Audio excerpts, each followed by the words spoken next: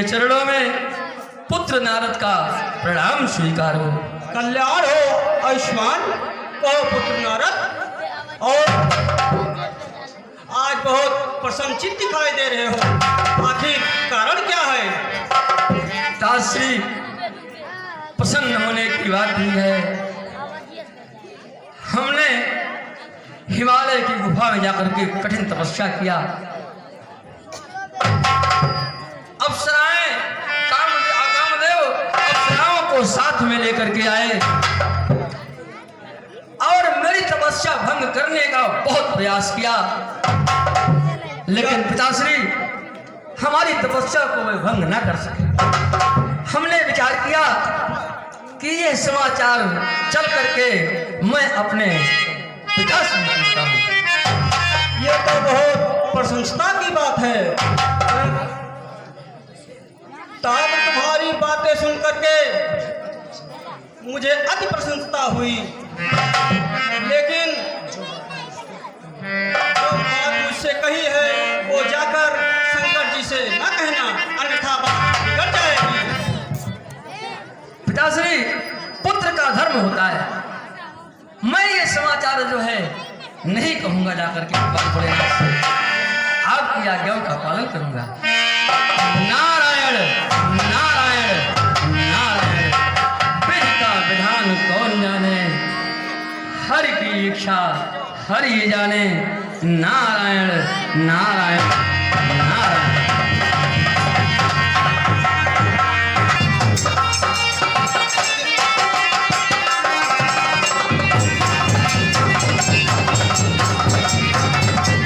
सोचा सजना उम्र बीत जाए, सोचा सजना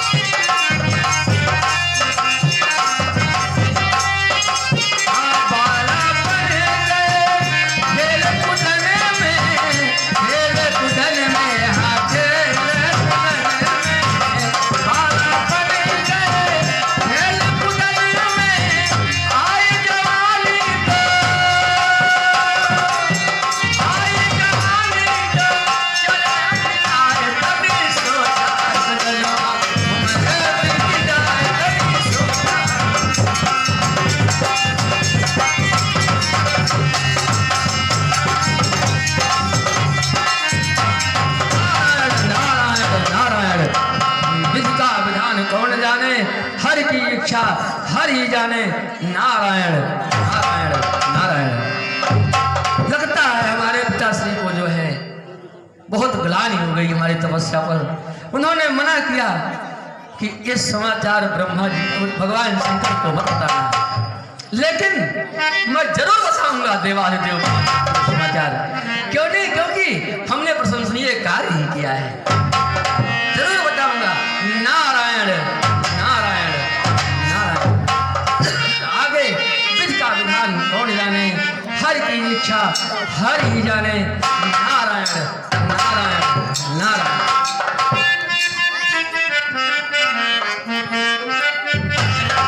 हाँ दर्शक बंधु, अभी आप लोगों ने देखा नारद बाबा को ब्रह्मा जी ने बार बार समझाया, लेकिन उनको ऐसा लग रहा है कि शायद हमारे पिताजी को ये बात अच्छी नहीं लग रही है। और इस बात पर आप लोग विमर्श करें और विवेक से इसको सोचें कि जब कोई पुत्र अपने पिता की बातों पर न ध्यान दे करके उसको अन्यथा में लेता है तो निश्चित रूप से कहीं न कहीं वो धोखा जरूर खाता है। ब्रह्मा जी ने नारद को बार बार समझाया, बताया, लेकिन उनको अच्छा नहीं लगा। अब इस घटना को वो जाकर के भूत भवन भोलेनाथ से कहने के लिए तैयार हैं। वही दृश्य आप लोगों के सामने है। भगवान भोलेनाथ अपने गणों के साथ में कैलाश पर्वत पर बैठे हैं और नारद बाबा का प्रवेश होता है। दृश्य आप लोगों के सामने।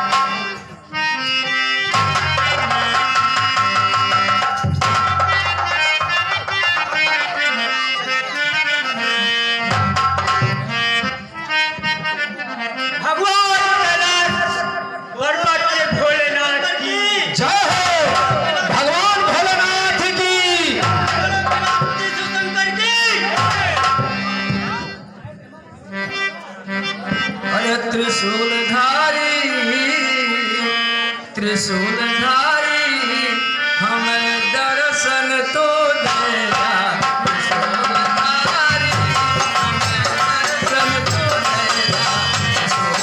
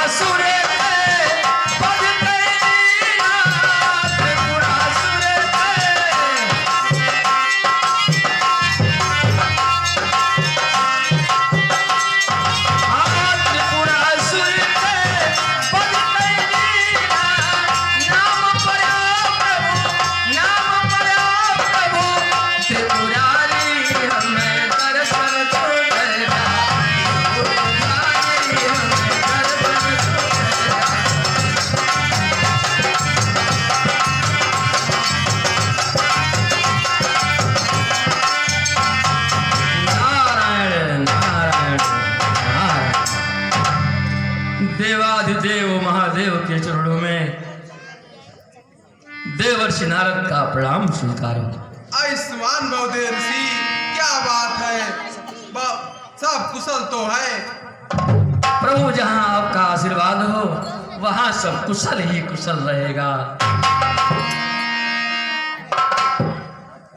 कहिए देवर्षि, कैलाश पर कैसे पधारे हैं?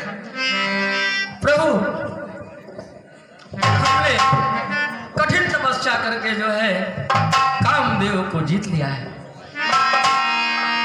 हिमालय पर्वत पर हमने घोर तपस्या किया और कामदेव अप्सराओं के सहित प्रभु आए।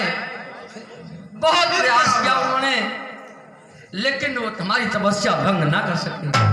हमने विचार किया कि यह समाचार चल करके देवाधिदेव महादेव को बताऊंगा। प्रभु ये सब आपके अपने परम चरणों का आशीर्वाद है।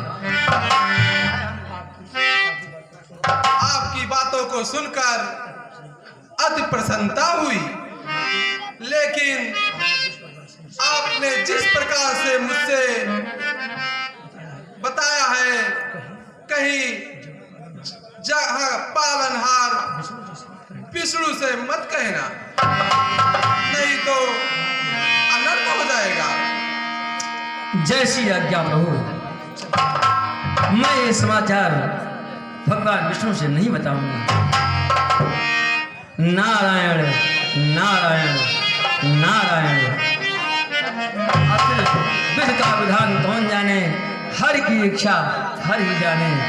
नारायण नारायण। देखो देखो हमने विचार किया कि ये समाचार मैं चल करके देवाधिदेव महादेव को बताऊं। अपने पिताश्री के पास गया तो उन्होंने कहा कि अब ये समाचार जा करके जो है भोलेनाथ से बताना।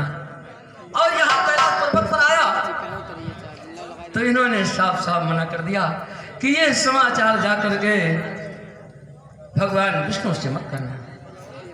भगवान विष्णु तो हमारे आराध्य देव हैं, मैं उनके नाम का हमेशा कीर्तन किया करता हूँ, मैं ये समाचार उनसे क्यों नहीं बताऊंगा, जरूर बताऊंगा। नारायण नारायण नारायण।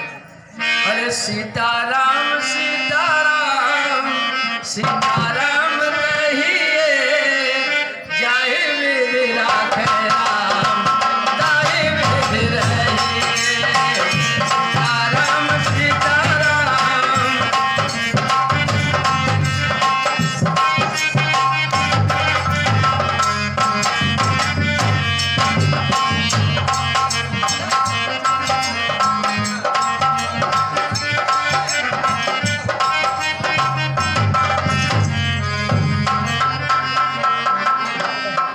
लगता है नारद जी को अभिमान हो गया है, कुछ ना कुछ तो अवश्य करना पड़ेगा। मेरे पर से मेरे पार्षद जय और विजय, तुम जाओ और नारद को किसी तरह से मत भ्रष्ट करो और उनका अनुदान भंग करो,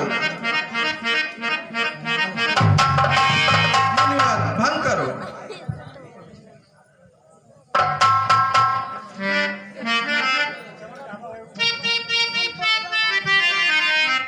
अरे बार बार बिन हो मुनि तो ही,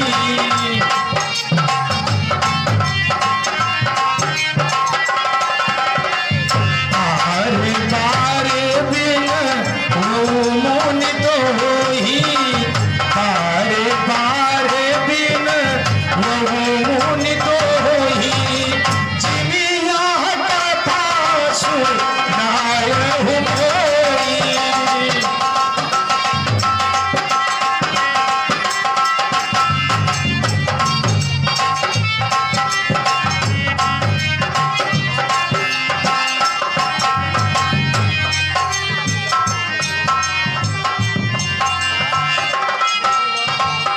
हाँ दर्शक बंधु, अभी आप लोगों ने देखा भगवान भोलेनाथ नारद जी को बार बार कह रहे हैं कि जिस प्रकार से आपने हमसे बताया, कहीं इस वृत्तांत को जाकर के जगत पालनहार श्री विष्णु जी से मत कहना, अन्यथा इसका कोई न कोई तो इलाज हो ही जाएगा।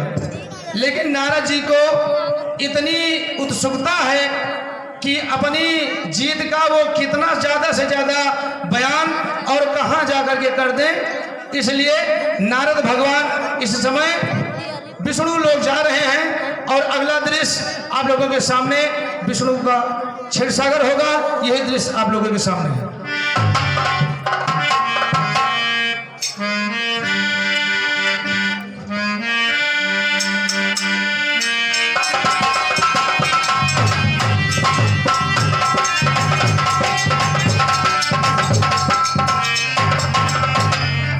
हरिओम। अरे दरस हर साई के, दरस हर साई के, प्रभु हम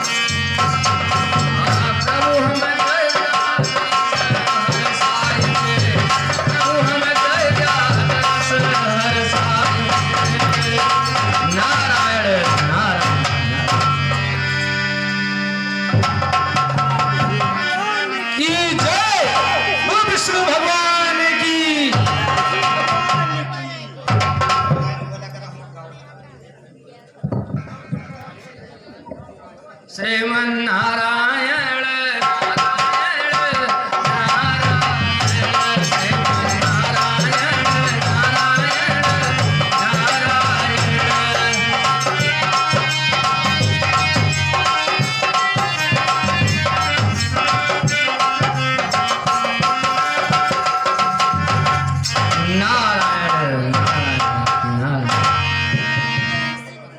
भक्तवत्सल दीन बंधु अकारण चरण अवलाले प्रभु के चरणों में देवर्षि नारद का प्रणाम स्वीकार। आयुष्मान भव पुत्र नारद, कहो बस। आज आप बड़े प्रसन्न चित लग रहे हैं, क्या कोई नई बात है? प्रभु प्रसन्न होने की बात ही है। प्रभु आपके आशीर्वाद से आज हमने कामदेव के ऊपर विजय प्राप्त कर। नारायण नारायण। अरे वाह, बस आपने तो बड़ा अच्छा कार्य किया पुत्र नारद। हे देवर्षि, आपने तो शिव जी के समान ही अपना इतना ऊंचा स्थान प्राप्त किया। हे देवर्षि, हमें यह जानकर अत्यंत प्रसन्नता हो रही है। हे देवर्षि, आप को कभी कामदेव सता सकता है क्या? नारायण नारायण नारायण। प्रभु जहां आपका आशीर्वाद हो, जिसके ऊपर आपके आशीर्वाद की छाया हो, प्रभु उसका कोई कभी बाल नहीं बांका हो सकता। नहीं देवर्ष, ऐसी बात नहीं है। ये तो आपके तप और आपके पुण्य का प्रभाव है, जो आपने कामदेव को जीत लिया है। ठीक है प्रभु, ये सब आपके चरणों का आशीर्वाद है। नारायण नारायण नारायण।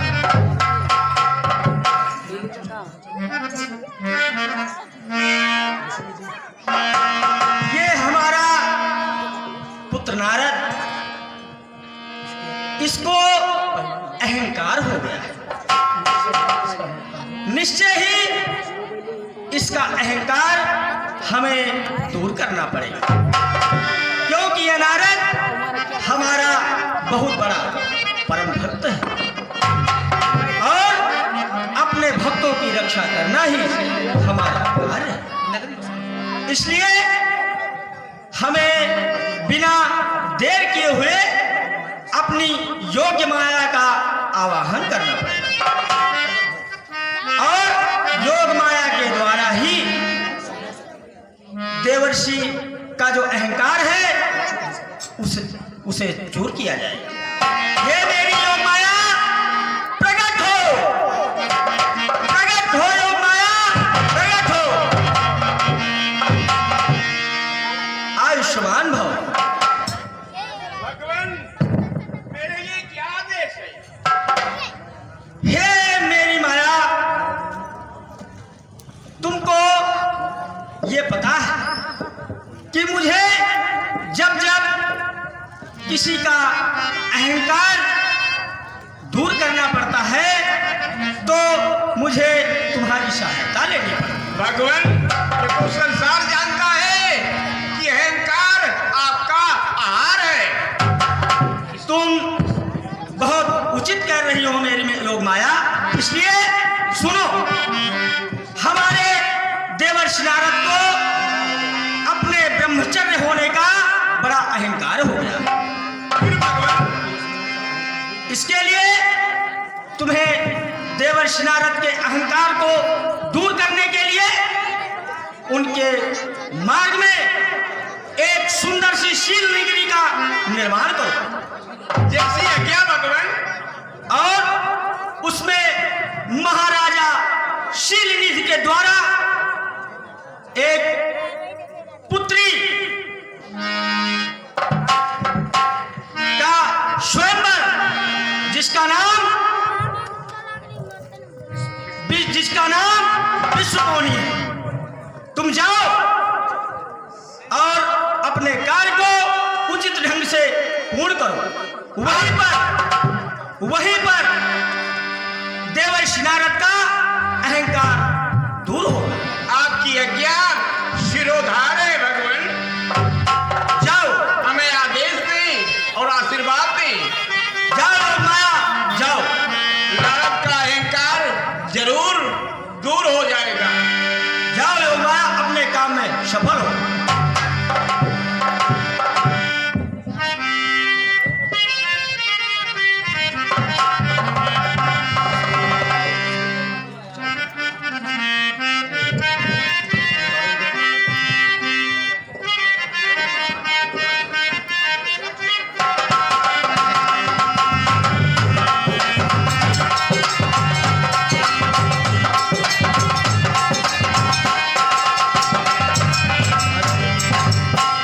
हाँ दर्शक बंधु, अभी आप लोगों ने देखा भगवान विष्णु द्वारा योग माया को निर्देशित किया गया और जैसा कि नारद जी को अभिमान हुआ है सिलधि राजा की नगरी का निर्माण होगा और विश्वमोहिनी नाम की पुत्री उसका स्वयंवर रचाने के लिए महाराजा सिलधि जी अपने मंत्रियों सहित अपने दरबार में विचार विमर्श कर रहे हैं और इधर नारद जी भगवान का स्मरण करते हुए विचरण कर रहे हैं। वही दृश्य आप लोगों के सामने है।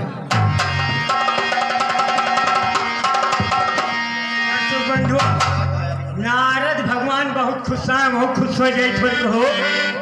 अरे मारियो नजारा, हे मारियो नजारा, घुमटा तारा हे गोरिया मारियो नजारा।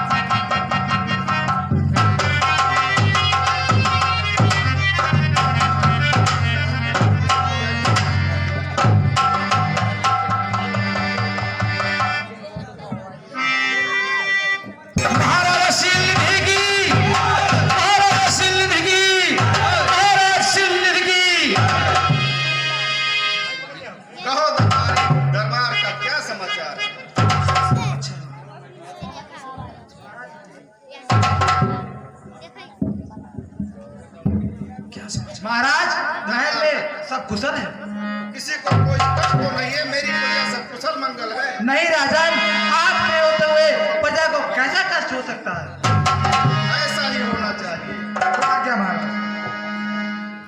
आए हुए अतिथियों का स्वागत सत्कार अच्छे ढंग से किया जाए। जैसे आपकी इच्छा महाराज। श्री विश्वमोहिनी के स्वयंवर की तैयारी की जाए। जैसे आपकी इच्छा महाराज की जय।